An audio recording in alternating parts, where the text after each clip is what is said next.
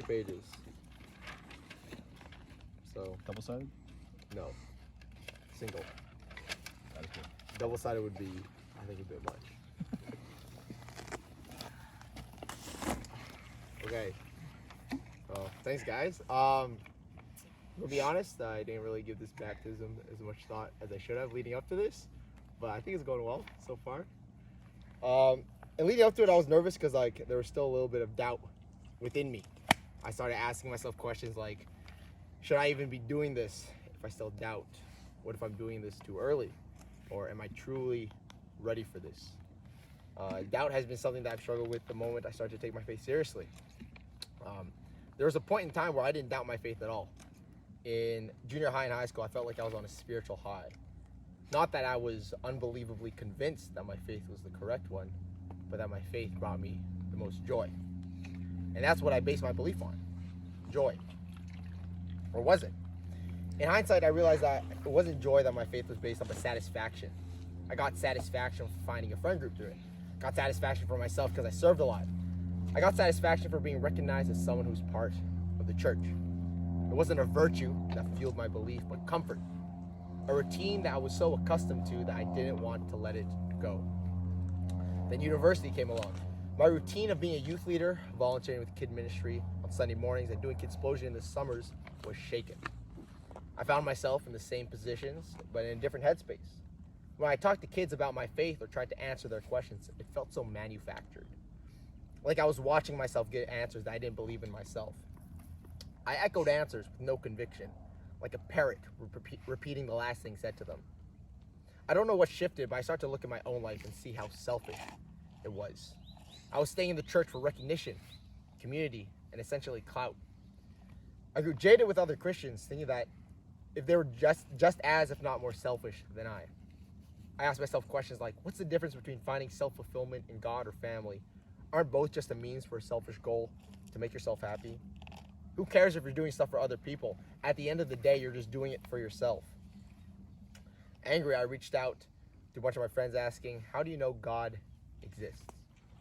A lot of them replied with answers like, he gives me peace, or he helped me during a tough time, or he provides a basis for morality, that one being Josh Moore's. While all of them were profound and resonated with the person who answered, I couldn't find those answers striking the same chord within me. To me, it sounded transactional, like they were getting something in return. Then I asked Alana Ball why she knows God exists. Candidly, she said, I don't. I pried. Then why are you still a Christian? She said, because it makes me a better person. This answer really resonated with me because a large reason why I stayed in the faith is because of the serving aspect. But as much as I identified with Alana's answer, it still felt transactional. I continued searching for an answer, and I ended up in the passenger seat of Jeremy Gray's car. I presented the same question of, how do you know God exists? Now, since I proposed this question to a large array of individuals, and some of them being pastors, I'm going to be honest, I was not confident in Mr. Gray's ability to provide me an adequate answer. I was complaining to him how selfish Christianity is when he interrupted me and said, Daniel, is it selfish to clothe yourself? And this made me rethink everything. Searching for peace, finding solace during hard times, finding a basis for morality, and working to become a better person aren't wants, but necessities. All needs that are met by God. Journeying throughout my faith, I started to realize how many of these so-called wants are simply byproducts of a genuine faith. Finally, my grappling with selfishness had subsided. However, I still had 2 foes left, comfort and doubt.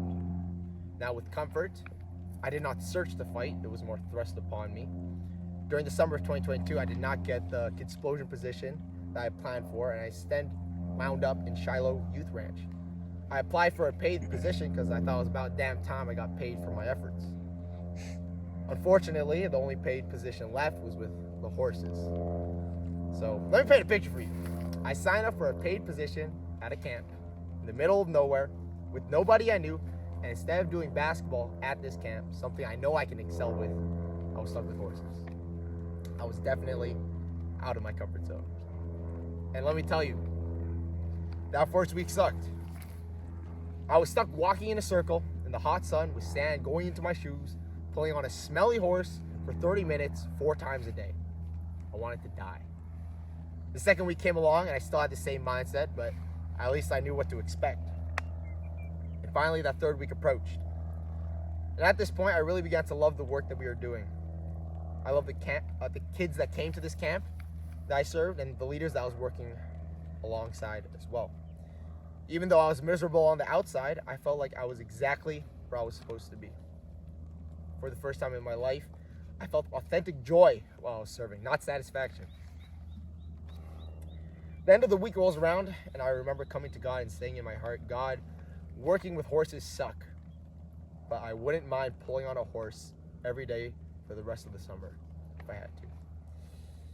Man, God's timing is so weird, because at the end of the day, Cameron Bush pulled me into his office and offered me a position at basketball camp. And you know damn well I took that position. But this showed me that I could thrive in situations that I'm placed in, even when I'm not comfortable. And finally, another adversary faced. And at the end, I was left with doubt. As much as I like to have a story about taking down doubt, I don't. Doubt is something that I continue to struggle with, even as I read this to you.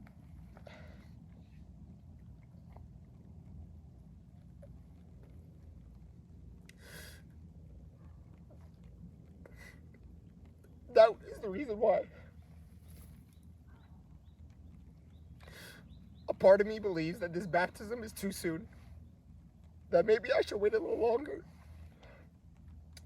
and that maybe I don't deserve to be baptized. But all that being said, it's also the reason why I want to be baptized.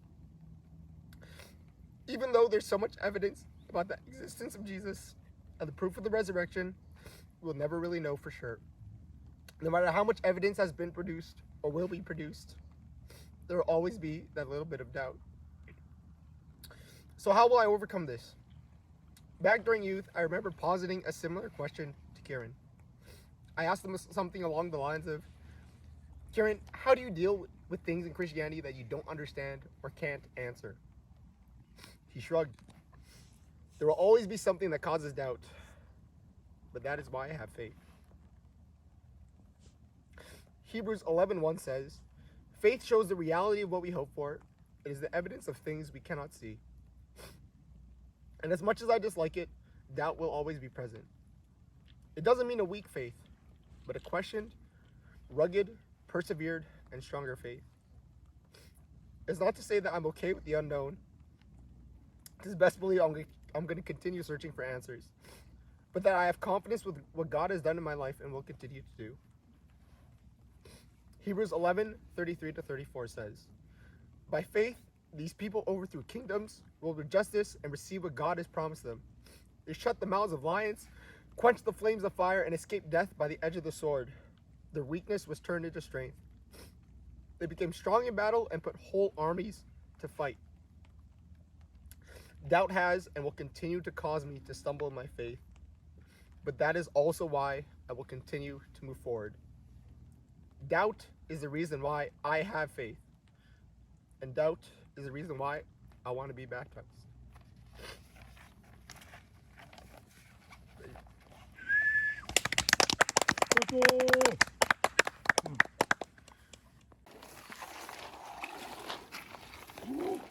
Holy crap. Holy crap. Oh my gosh, bro. Oh my gosh. It's gonna be a fun one. You're gonna go down, and we're gonna have to like pull you back up. So yeah, you're gonna have to try and also like get up too. Okay. All right. Okay. Oh my gosh. You're gonna have to give Holy crap. crap. It's gonna be hard. We're gonna have to give it a little victory pump afterwards. Yeah. Yo, right. Can you get my towel ready? It's in there, bro. Take a step forward. Okay. All right.